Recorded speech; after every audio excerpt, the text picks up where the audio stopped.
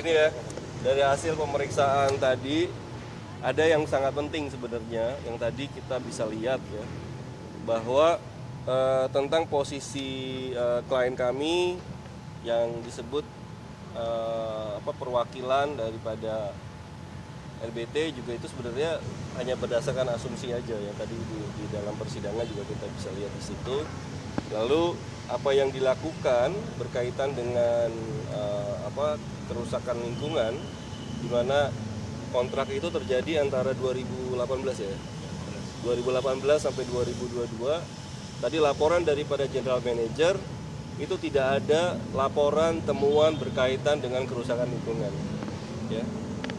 Atau bahwa lahan terbuka itu sudah terjadi yang tadi ditanya sama hakim, bahwa proses daripada penambangan timah di Bangka Belitung sudah ada zaman Belanda, ya, dan itu berlanjut mungkin menjadi PN sehingga menjadi PT dan kemudian Persero tahun 95. Jadi jaksa mesti harus dari wilayah aja dia nggak bisa bedain tuh mana yang dimaksud jaksa kerusakan itu udah di mana. Tadi nggak bisa dijelasin, dia ngomong 3 pulau ya, 3 pulau di mana letaknya, coba cocokin sama IUP-nya, mana petanya, hadirkan dong petanya.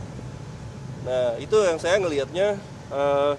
Tadi bahkan hakim anggota menanyakan tentang kerusakan lingkungan ini, saudara harus buktikan, jangan cuma hitung-hitungan aja salah-salah. Dan itu medio daripada tempus delicti itu akan sangat berpengaruh terhadap perhitungan tadi, ya, bahwa lahan terbuka sudah terjadi semenjak sebelum 2018, ya.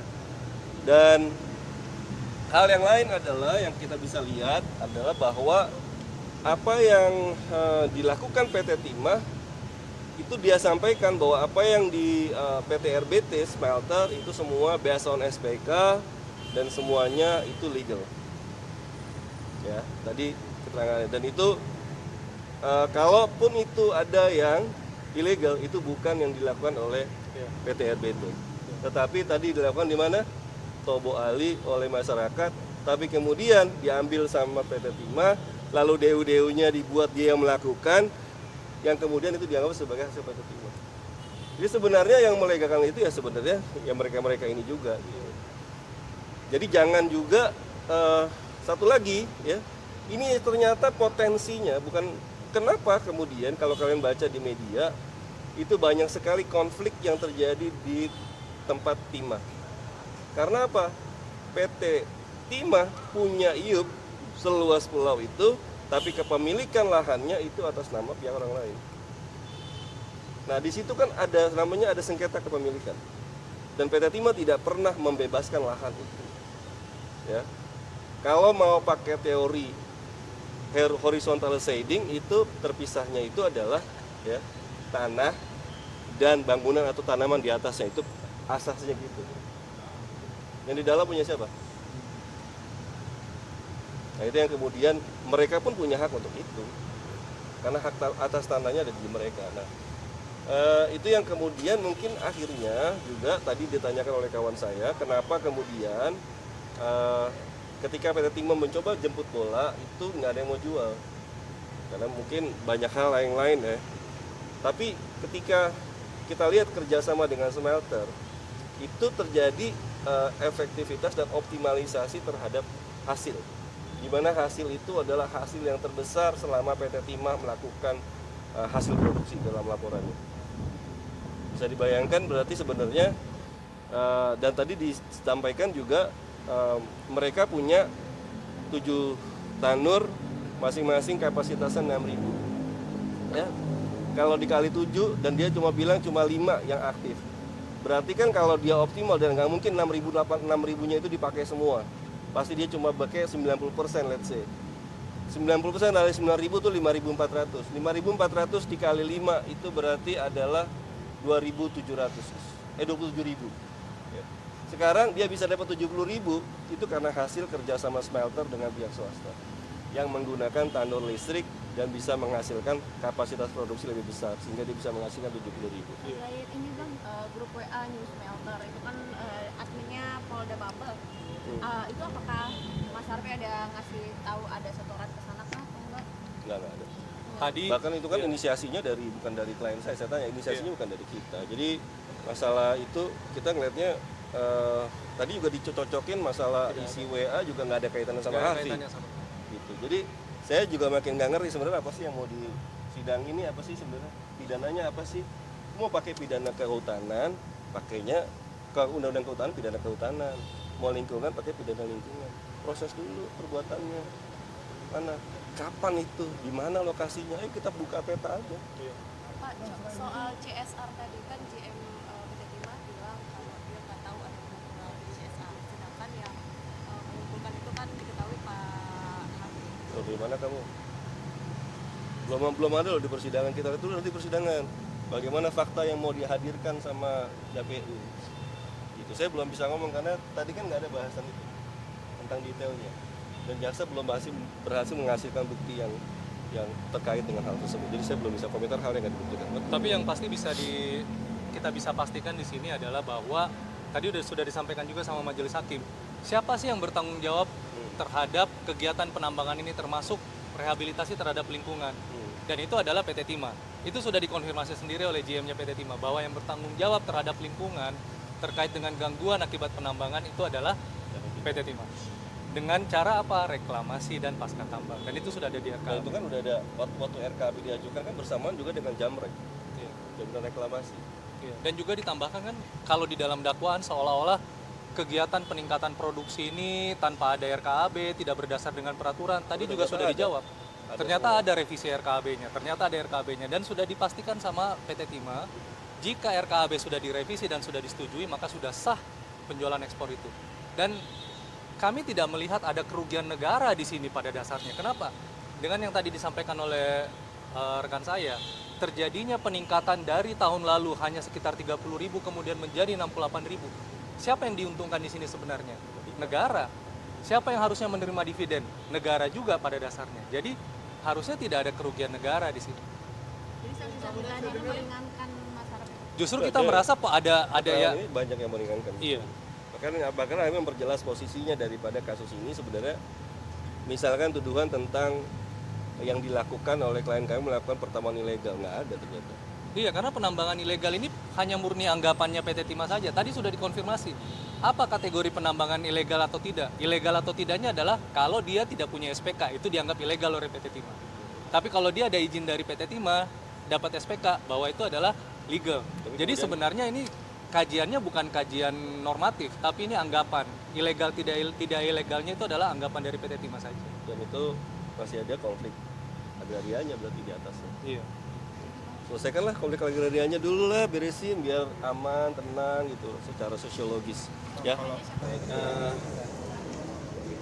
Kesaksian dari kelima saksi yaitu satu saksi Ahmad Syamkhani, saksi Ahmad Asmani, saksi Budi Atari, saksi kemudian Ihsan Sadiki dan saksi Dudi Atari. Kelimanya telah mendukung dakwaan kami, mendukung dakwaan jaksa yang kesemuanya menjelaskan terkait dengan proses bagaimana program-program PT yang dijalani PT Timah yang sebenarnya yang menampung dari penambangan timah ilegal. Kemudian dijelaskan di situ ada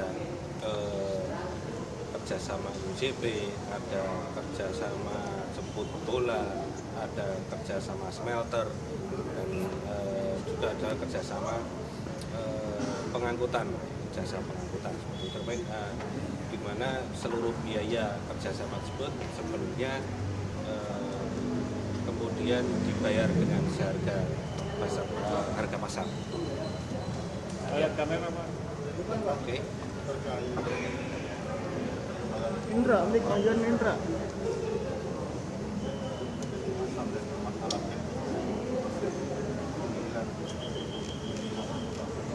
Tadi dijelaskan oleh saksi bahwa dari pihak Polda Babel saat itu membentuk grup WhatsApp New Smelter, yang tujuan adalah mengumpulkan para smelter swasta yang sebenarnya mereka melakukan penambangan prosentasenya cukup besar, penambangan di wilayah PT Timah, tapi kemudian hasilnya tidak distorkan ke PT Timah. Nah, diharap dengan adanya saat itu PT Timah kurang produksi, maka karena banyak biji timah yang diambil dari wilayah PT Timah, tapi hasilnya kemudian digunakan oleh smelter. Nah, fungsi grup WhatsApp smelter saat itu mengimbau agar penghasilan atau kuota mereka itu 50% lah distorkan ke PT Timah, atau dari kuota misalnya kuota PT Timah ada 100%, 50%-nya akan disuplai dari para smelter yang saat itu kebanyakan mengambil timah dari wilayah. Ya, saat itu membentuk grup smelter, kemudian diminta untuk di grup itu kemudian di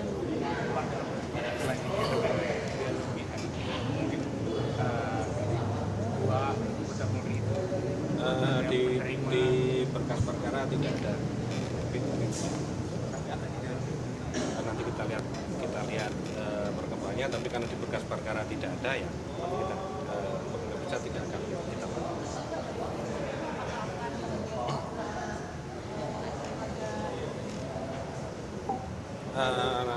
nanti kita lihat perkembangannya, tapi yang jelas kami dari sementara ini karena tidak ada dalam berkas perkara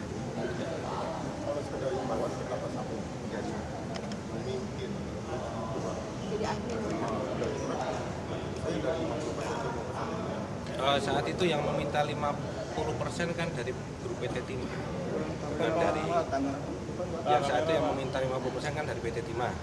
PT Timah meminta 50%, tapi kemudian setelah tadi saksi tadi itu keluar dari pertemuan, kemudian di grup itu dijelaskan disepakati ada 5% akan disetorkan ke PT Timah. Tapi itu pun kemudian kan tidak banyak berjalan, ya kemudian tapi akhirnya lebih kepada proses kerjasama pengelogaman lah yang banyak kemudian memberikan produk timah PT Timah.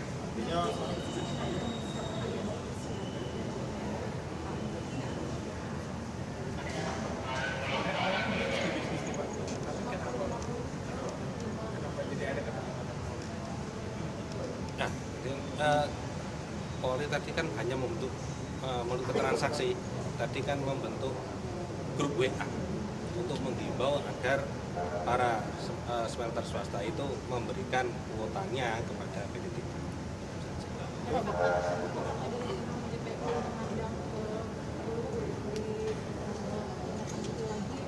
Belum bisa kita sampaikan sekarang. Nanti kita itu tadi barang bukti dokumen dan bukti chat WhatsApp dari handphonenya saksi Ahmad Sabadi yang ada beberapa itu kita connect dengan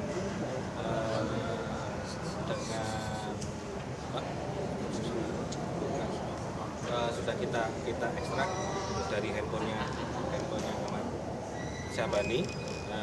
Ada beberapa chat, diantaranya chat yang kita tunjukkan adalah chat di grup WA News Smelter dan juga chat dari Sabani kepada direktur operasional.